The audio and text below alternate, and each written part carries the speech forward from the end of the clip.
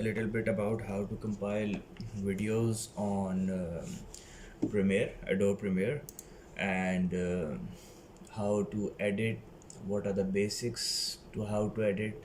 So let's get into it, and I will start it that I've opened Adobe Premiere, and now I'll put on the new project. So this window will pop up when you will click on the new project. You can like name your project like anything. Let's say 3D loop, 3D loop, because I will be using a 3D sequence. So yeah, and you can go to the browse and you can like see okay, where do you want to like save the video, and then let's say I save it in the same folder, and then I press OK. So now it's going to load, and then we will start our project. Let's see. Okay, here, and we can say like, so the first tab is, these are the effect controls, and this tab is where your video or the sequence will be shown. This tab is where you will import your all your files will be imported, and this is the tab where you can cut, you can like increase the speed of the video, decrease the speed of the video, compile a lot of videos into the one frame. So these four are the main windows. Then we go to this tab, and these are the effects. These effects have a lot of options, like you can say you can color grade your video, you can like put into transitions, video transitions, you could like do all sort of stuff like noise and grain, immerse video, channel, distort, and stuff like that. And then you move down. You don't like use these tabs a lot, but I will like try to stay this course as beginner level as I possibly can. So let's start. So first of all, what I will do is I will right click here, I will import, and let's suppose I have this sequence I have already rendered in Maya, and now I am going to import this sequence. So what you are going to do is one more thing. Let's do it again, import. So whenever you select that file, this tab auto checks. So this means that it will not import only one image, but it will import the whole sequence. So the sequence is basically these lined up PNG renders which I have created, and then you go open. Always remember to check this box. So now this tab, we got the sequence in a, you can say, an image format. You see when I drag it, it starts to move. So let's drop this into this bar. Okay, so let's zoom it here. So now the video didn't have any type of audio, so it just imported the sequence, and you can see that now the sequence is already into the Premiere tab. So now what we are going to do is I'm going to show you certain options through which you can like edit your video. You can like give it an aesthetic sense, you can like how to add the text, how to cut the video. So here it is. First of all, one thing what we are going to do is that sometimes we have to like duplicate the video. So let's suppose I see that this clip is around 2 seconds, and I think I want to increase the length of the video. So there are two options. One is that I go right click, I go to the speed duration, and I just turn the speed to 50%. Okay, and now so the clip which was for 2 seconds is now has gone up to around 4 seconds. So this is one way to increase your video, but sometimes you can like create the loops. So for creating the loops, what we are going to do is that we are going to press Alt and then click on the sequence and then drag it on the right side. So what you are going to see is that now it is duplicated again. So rather than redundancy in the sequences, what we are going to do is I usually prefer that I maybe the speed remains the same, but what I do is that with the same speed I reverse the process. So what does it do is that if the sequence is moving like this, the next sequence will automatically go back to its original start.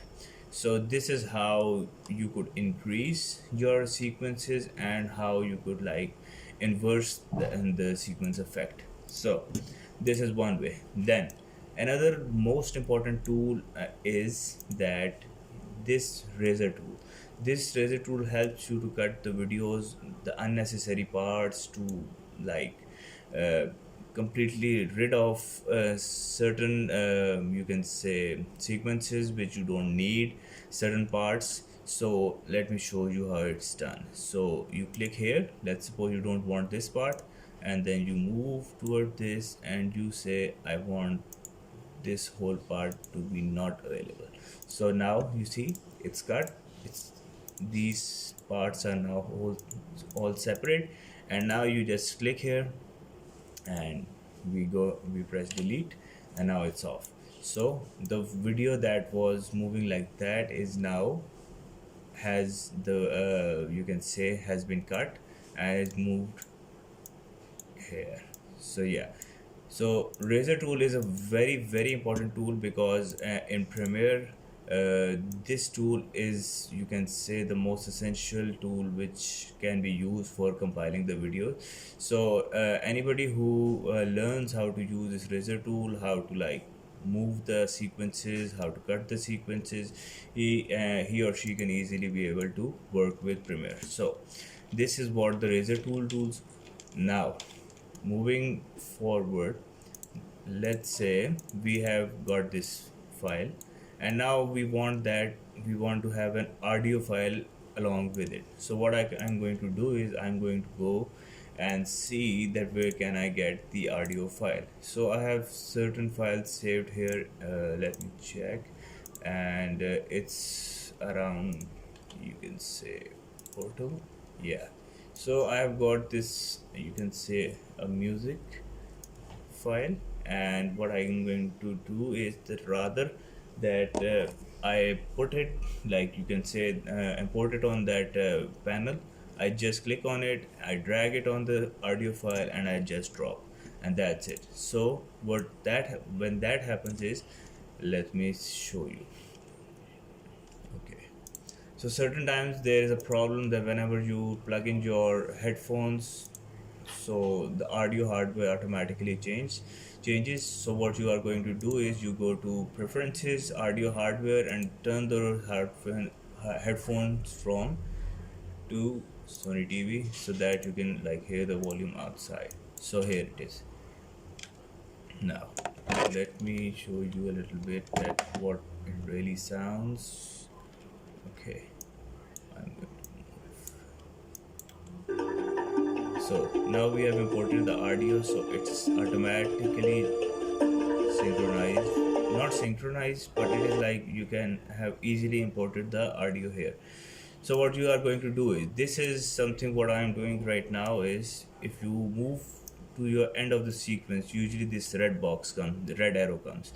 So if you want that certain part of the sequence or the audio file you don't want, you just drag it up there and that automatically cuts out. So this is another fun fact that apart from using razor tool, you can use this also. So here it is.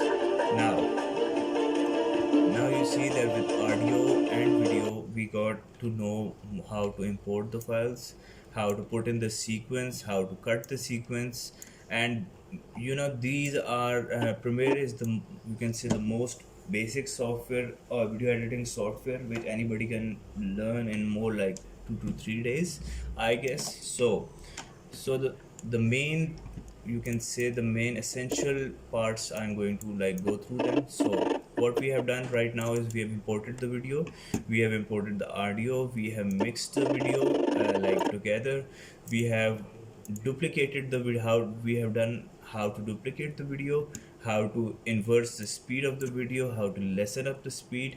And now what we are going to do is that we are going to go to the effects panel and see what else we can do to make our video great. So I have like used I used certain, you can say, presets to give my video a little bit of change. So what I have done is, let's go to yeah, here.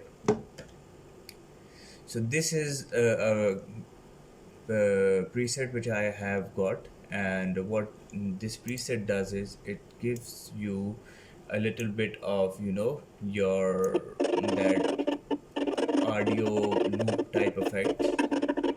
So like that you can like put in, there are a lot of options here. I will like put in the link in the bio so you can see that this and this preset is in the ownership of a designer, and I will put in his name also so you can see that also. So this is what the basic part is. We have got our sequence, we have got our audio. Now let's move and I will show you how to render this. So what you are going to do is, you are going to press Ctrl M. When you will press Ctrl M, this window will pop up. So the first part is you will see is the format. So what the format does is that you get these a lot of options of what your format should be. So if you are into the video format nowadays, what are the most used formats in terms of video, that is H.264 and HPEG H.265. If you want like that your sequence should turn into a JPEG file, you want it into a QuickTime file, TIFF file, or you want it into AVI, it's all on you. So, and plus certain softwares do not allow to just import the audio files. So usually it happens that you have to convert the audio file into waveform audio so that it can be imported there. So this is what is very much important that I had to tell you. Then we go, I don't think so this is much needed, as it automatically what the default setting is, it's fine. But if you want, you can like turn your increase this preset so you can have a much better result, but it will slow down the rendering process. And this is the output name, so you have to choose what type of name. Let's suppose we put it into the 3D loop, and then we go press OK. So we got the 3D loop. Now the name of the file is set. The summary shows that what the file, where the file is, what are the FPS, what is the software encoding, everything is mentioned into the output and into the source. So the most important two things which we are going to do before you move on to the rendering process and click on the render, you have to go down into the video format, you go and you turn up like it around 10, and that's it. You can work it on 7 also. If you want, you could like go to the highest for a much better result, depends upon what you are making. And let's say use maximum render quality, and then that's it. We are all ready to go. You just click on the export, and that's it. We are ready, and it's exporting, and we got ourselves a loop. So oh, I forgot where I saved that. Let me see. Okay, I saved it on YouTube. So now I will go and I will see, and I will so these are some of my projects which I am working on. So here is the 3D loop. You click on the video and it will pop open. Let me see, wait a little bit. So here it is. So whatever we do, it's all compiled and everything. This is like a square format because I use 1350 into 1080 pixels. So that's it. So that's it for today. Today's tutorial. Hope you all guys liked it. And now I will be most probably be going to different softwares, to be working on different softwares to give you artistic hacks which could help you in learning something new very fast.